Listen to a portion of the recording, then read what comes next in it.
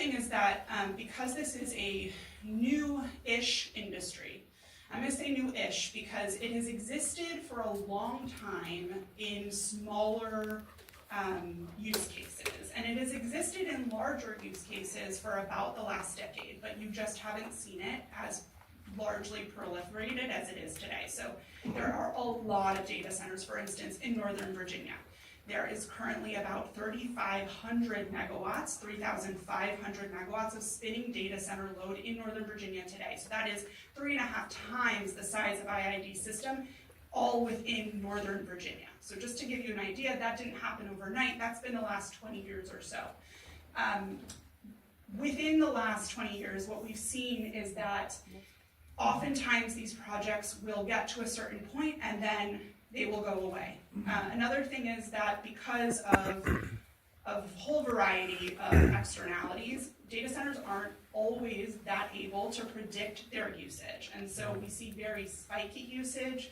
We see usage that doesn't quite meet the load that they may have requested or thought that they were going to use. And so for a utility who bases their investment on what they will recover through rates, it's really important that they have a good idea of what load growth is going to look like. So if a data center comes in and, for instance, asks for 100 megawatts, and they go and acquire resources to serve 100 megawatts, but they don't actually sell power at 100 megawatts, that means that they are left with a discrepancy between their investment and what they are recovering. So that is something that data centers and utilities have to tackle together, but is something that makes the investment in that infrastructure quite a bit more risky than it would be just to tackle normal load growth.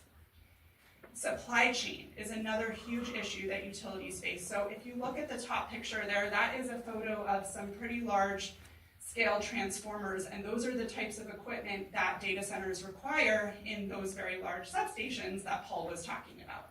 Transformers have always been difficult to come by. In fact, we in this country have spare transformer sharing programs and all kinds of things like that, so that if a transformer goes out in a substation, especially in a large substation, that we can replace it quickly.